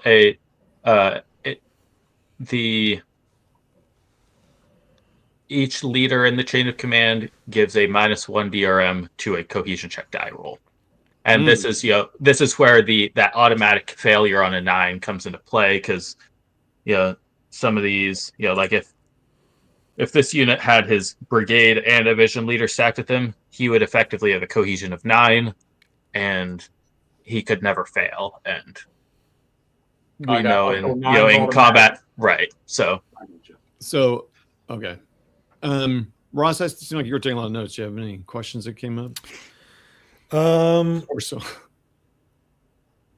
Yes, but also some of them were answered. I will just say it kind of echoes what I said earlier and what Jeff just said. Is it's very impressive from a design standpoint, speaking as a non-designer but player, to keep the same scale as far as how big the hexes are and how many men are in the hexes and all of that, but compress the time significantly. So you've gone from, like Jeff said, a division activation that is so mechanically intricate and complex that it can run an hour to do what you just did. And we took an hour because we were interrupting you constantly, but normally this would take an hour and you would be moving regiment by regiment, doing all these kind of intervening steps. And I love the game and I like that intricacy, and you get a lot of tactical options and interesting things that happen. But I also lose the plot halfway through an hour division move. Yeah, I could see the as first far as day of Three Dog really rolling along with Heath's attack and Beaver in the cavalry. So this feels like I know what just happened with these two forces clashing. One pushed the other off pretty effectively. The Union held their right flank pretty well. And that all happened probably once you knew what you were doing, 10 minutes. Because Nathan, as you were showing, I was already figuring out with your rolls exactly what the results were going to be just from observing. Really cool. I like that. And I think that will be a huge attraction for people. You still get to play on these awesome maps. You play these big battles and you're not really sacrificing a whole lot other than a little bit of detail on tactical decision making if you're looking for that, but very cool. Excellent. Nathan, let me ask you a question. Speaking of three dog and stuff like that, I don't know how much you can divulge or whatever, but in terms of three dog, presuming you guys are or have play tested these simple rules in there on the grand scale. Probably the small scale, first base scenario and things like that. But you've probably played all 3 days. I personally have not. I know there have been a lot of first and second day tests. Okay, I mean, just any impressions from the testers or yeah, there's a couple of his pictures from somebody had tested Longstreet's assault and a couple of times, and if I included his excellent pictures on the Inside GMT articles, and he went so far as compare historical casualties, which don't match up exactly, but some of them came pretty close, and just basically had some similar comments to what you all have been saying. What about playability? Did it get faster for them? Did they say they could do it in a day or a weekend or something like that?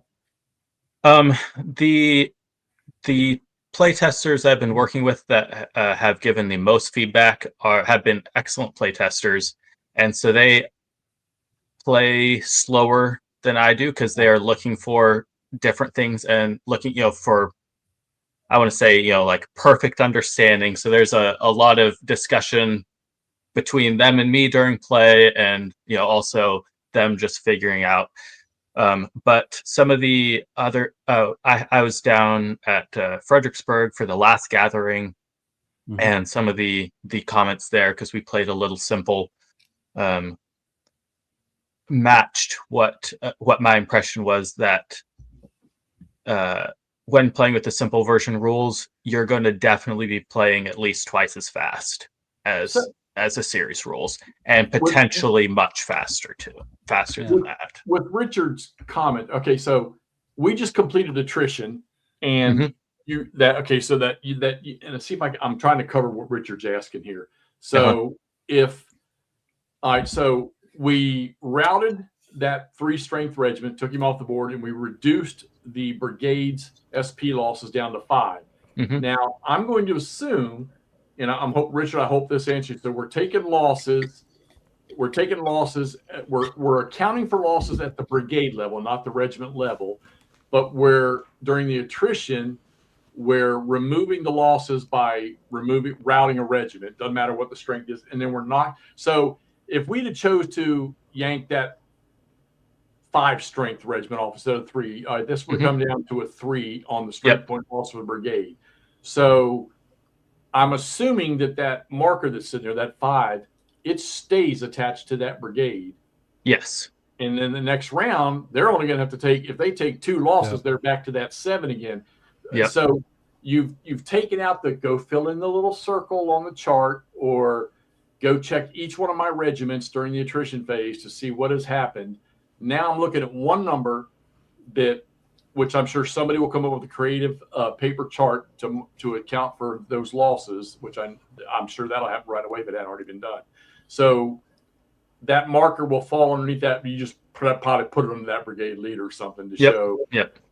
Okay, that's cool, because I do like that. You've simplified the accounting. And that makes a lot of sense. With Richard's question, though, with this example, 9, 8, 8, 8, 8, and I tried to answer this, and we'll see if I was right. If you went to 7, your brigade would be at 7 SP loss. You need to get that below 7. You're going to most likely, one of the 8s, you're going to have to route. And even though it's more than 7, you're going to have to get rid of one of those units that's in that brigade. There is an exception to the 7 rule. Okay. If the number of SP losses is not equal to or greater than the smallest strength of the smallest regiment strength, then you do not suffer attrition. So in the example given, keep it going until you get it would stay at 7, and then the next time, if they suffered another one, and they were at 8, then they would sever Okay, attrition. that makes sense. That's Okay, cool. so let me make sure I understand. So that number could get very high. It could go above 7. So while you're playing, it could get up. Once it gets, let's say that first round, all that battle, it was 12. Then you'd have to take an 8 and take it down to 4. Yeah. Yeah. Okay. Right. So potentially, right, you could it could be very high, like you were saying, and you could, if you have a lot of small regiments or it's very high, you could have 2 or 3 or 4 regiments route in the same. But if you have all regiments that are above that number, like he said, the 9888, that SP loss has got to get to 8 first before. Right. Yeah. Okay. Cool. Yeah, it doesn't look like that'll take long. Oh no! Yeah, which I'm not gonna lie. When I was watching these numbers build up, I'm thinking, Jesus Christ, this whole brigade's gonna get run off the battlefield, but it didn't. And that, as far as I can, just that little setup right there, that works. That also feels like the same amount that would happen in this type of battle with the full rules, which would be you would hit a second disorder and you roll below your UDD or above it or whatever, and you route off the map. Routing one unit in that bloody of a battle does not seem out of whack with what you would get in the series rules too. Okay, I was going to ask that to you. At least from observing that, and again, I haven't played it beyond watching Nathan play and kind of reading through, but that doesn't seem extreme to lose one unit to route there. Yeah, so Nathan, I'll just let you know, me approaching this conversation as someone who's just played just a very few games compared to these guys. I don't really want to compare the two systems or whatever you want to call them, simple to full, because I'm an ASL player, so I don't like comparing the two. It's like, no, they're different. But I guess I do want to ask this question. So, and Raj, you may have just answered it. Does this, to you guys that play U3, does this look like how a result would be after that hour and plus of doing all the rolls? Does this result look like, yep, that's, I can see that. I'll put it this way. The next campaign game I said, okay, all right, so let's take this back to this pre-gameplay briefing that we just got from Nathan. I'm never going to play basic, simple rules of freaking GBACW ever. Well, guess what? The next campaign game I play is going to be using the simple rules if I can apply it, because you know what? I'm tired of listening to Brian Warmutt tell me that I never finish a game, and goddamn it, I want to get through an entire campaign game. I'm going to get look. Fact, just point. I'm going to try this system on a big game, on a full campaign. This is pretty appealing. I'm on hour 27 of Shiloh, and that's 4 turns in, and I would probably be done. Well, I'm just thinking too that even the games that aren't included in the initial box it's going to come out to cover, like Death Valley and stuff like that, I got a feeling you could apply this to Chickamauga. You could apply this to Murfreesboro, and it doesn't seem to me, other than the artillery, which that's not going to be a headache for me to look at that. The only thing that I think we would be missing is the PACs for those games. But it sounds to me like you could almost pick this up fairly easily with look, okay, so Dick was right 3 years ago telling me that this would be work. You need to let it in. And I'm on board. So, and I'll say, obviously I love GBACW, the series rules too, but again, like the campaign games, the longer scenarios, multi-day scenarios, like I'm never going to finish that with the series rules. Like it's very fun, the tactics, but I'd rather keep that with the smaller battles so I can finish the battle. And those longer multi-day games, I'll play with the simple rules so I can see the flow of the whole battle instead of just the flow of a division or something.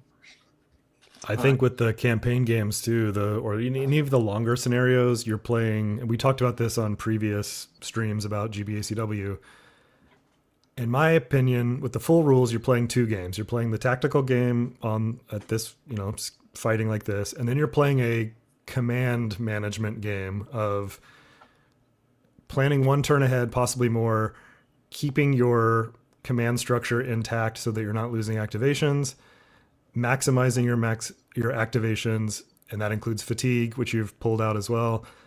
That is all really cool and fun, but again, thinking to my playing Into the Woods, the Shiloh big campaign, the top of those turns, the command phase can take an hour, and you're just basically trying to trace command, who's in command, who's out of command, who's going to lose one activation, the bookkeeping of making sure, especially if you're not playing the whole game in one sitting, which you're not.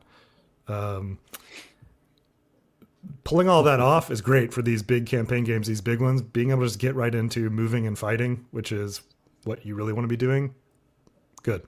Yeah. I'm just thinking, Camp, you and I have learned some awful valuable lessons about games in the last 3 weeks between this and Mark Herman with his Army Potomac stuff. All right, so we've been going here. We're almost 2 hours. So what I want to do is, all right, I'm gonna 2 things here. One's a question, and so let me ask the question first. Yeah, I've got a question too. So. Okay, I got a question too. Okay, and I know we've already put this thing out there, but going forward, any new box that comes out, we know 3 Dogs next. We see this box that's already on pre-order, which I need to get over and drop my pre-order on that. Look, the whole world knows that the stuff Clinton Ray's working on. All right, the whole world knows that Gleam of Bayonets 2 is in the brew. All right. We know that there's a couple of others that are remake that are going to happen when we're not sure, but we know there's a bunch of stuff out there. All right. So let's just answer this for everybody out there. It's been asked. We're going to ask it again. The basic stuff, the simple rule stuff will be included with all those boxes coming. That is the intent. Okay. Is there any intent to go back to Red Badge, South Mountain, all those other games, and develop charts and stuff for that? You're going to be busy. There's no doubt about that. You probably already are. But is there any intent to grab some of those older ones? Right. So basically, the 4-pack that's up for pre-order now is kind of half of the existing games. Once that's in the bag, we will evaluate where those other older games are at with potential deluxe editions coming out. And then we will potentially come out with a second, however many pack to cover any old games that don't have an imminent remake in the works. Okay. Now, you were kind enough to provide us with the Vassal mod for Gettysburg. Mm-hmm. I haven't looked at it yet. I know the guys have your order now. Are the PACs for the simple rules for the Gettysburg in that Vassal mod? No. There is. You said you'd give them to it. You would. Yeah. So there is. There will be the simple version markers included in the Vassal module when it's ready for publication. But the PACs, I think, will just be in print. All right. And now I'm asking you this because we now know this. All right.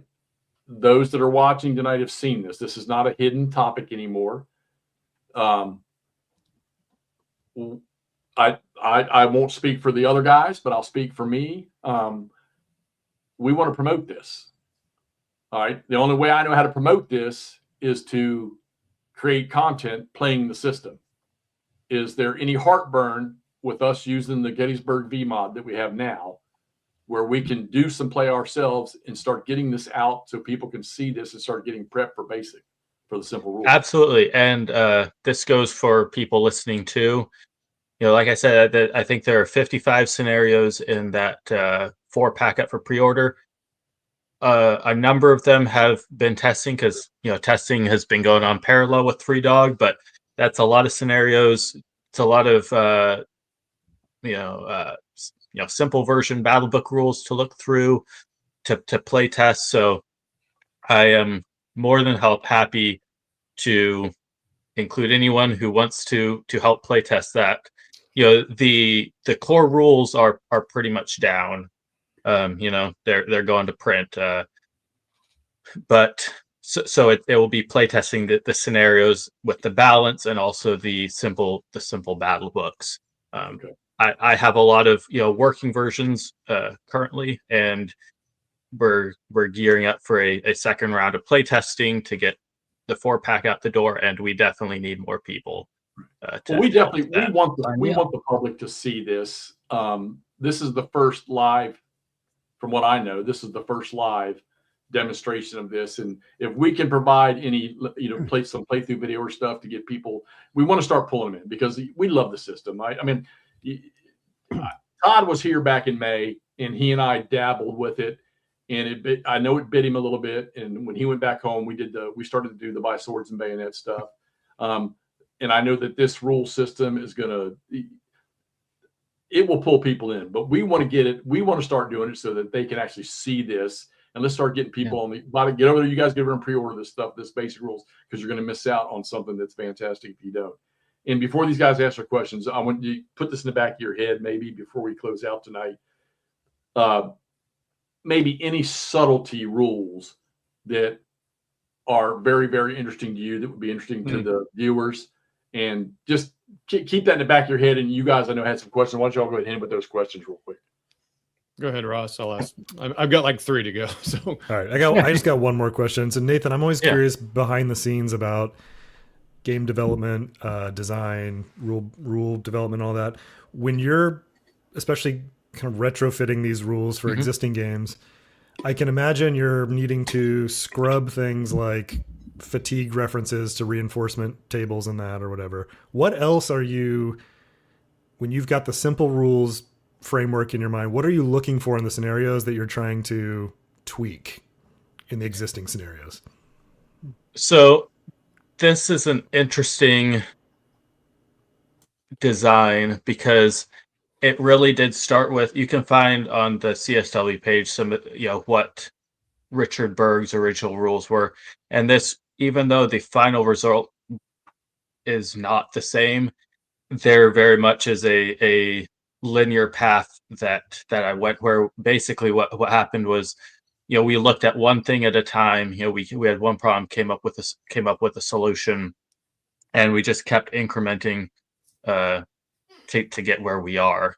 So, there's along the way, both me and the playtesters, picking up lots of books and reading them in a different light, looking at ranges and how did cavalry actually fight, and different things, and come up with different.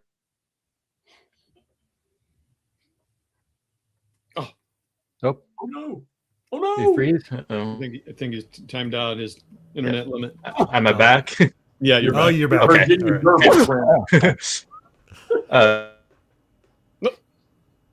And you're gone. All right, we need to do a GoFundMe for Nathan's internet gerbils to get fed. Let's see. Hopefully that stays. Yeah, so it wasn't necessarily things scrubbing from the series rules to come up with the simple rules, and that's something that I've said before. The simple version isn't a cut down series rules. It is a separate system to use. So, obviously there are a lot of similar concepts. They use the same pieces and maps, etc. But if all you want to do is play the simple version rules, like, you're not getting half a game, you're getting a full version. So does that answer your question? It does, yeah. I mean, I'm thinking too of like, let me ask you I'll ask you a very specific question. When you are going back and looking at the battle books for these previous games, like Into the Woods, I don't know if you're doing it yet, but are you needing to tweak setup locations and things like that to account for if, you don't have 4 activations possibly to work with and all that? Is that something you're looking for when you're doing these? Most of the setups are the same. Okay. Usually the difference is when a brigade has taken casualties and starts with eliminated or routed units. Sometimes the setup is tweaked to both get the correct historical casualties and cover the same frontage. Yeah, I got you. Okay, cool. That was it. That was my question. Todd, you're up. Yeah, I think you probably answered. I was just curious on the scenarios, like how much because they're very much designed with the system in mind and the battle. And I think you kind of answered that. Yeah, I think that would be quite a test too to check that. I guess yes, that's what the play testers, very vital, because I'm doing what I'm doing, but I certainly am not perfect the first go around, and there's always different. something with play testing. Yeah. Right. All right. So I guess my question is, one of the struggles that I know Jeff has no problem with this because he's in maps and all that stuff, but is line of sight the same in both? No, line of sight is different in the simple version. It's essentially what Richard Berg had come up with, an alternate system. I tweaked a little bit, but not very much. Okay. Basically, instead of calculating averages, you are just looking. You're looking at slopes that block. So like steep slopes or minor slopes that are closer to the lower unit will block. Closer to the unit will block. Okay. Mm-hmm. I mean, the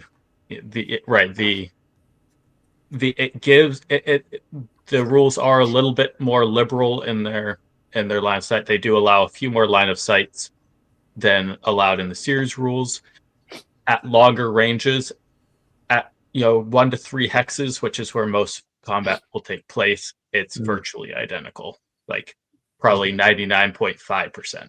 So you did make it much. You shortened that a lot too, and I noticed that the shooting over top of friendlies, you pushed it to like 2 hexes or whatever, something like that. So, well, I do have to give the credit to Richard Berg on that. Those are almost verbatim his line of sight rules. Okay. I tell you, I'm sold. I mean, like I say, if I can get a campaign game done, 3 days to get it. But come on, I mean, the farthest I've been, I think, is like midday on the 2nd, maybe a little after midday on the 2nd. You just got to get your stamina up. I don't know. Come on. Don't push me, Ross. I'm curious, is the stacking I don't know, maybe we can block this Watson life.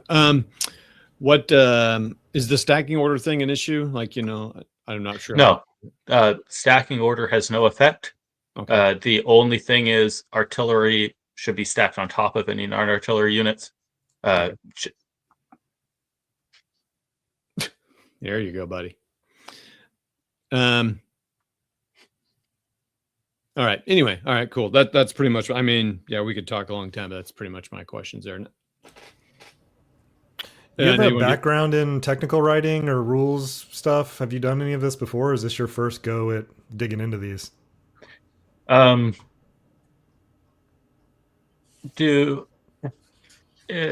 So complicated, right? A little bit professionally, and also been working with Dick and Bill and Greg on the design team for the series rules. Involved in all the. I'm sure you'd be amazed at the lengthy emails discussing changing a sentence. I wouldn't be amazed. I've talked to Bill about things before. Yeah, that doesn't surprise me at all. Right. So he been working with this kind of stuff with the series rules too. Yeah, you have some.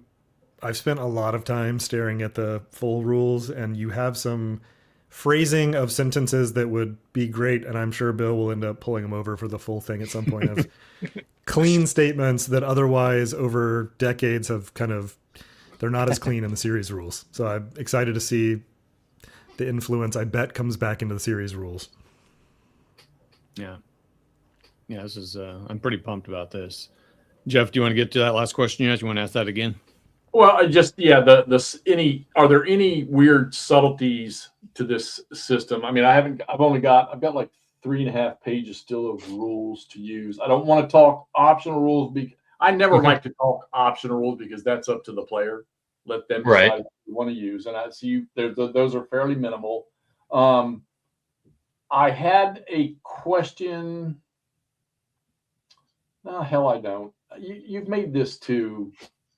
I've not had any issues with reading through these rules. So is there any off the wall rule that is not an optional rule that maybe players need to be made aware of? Let's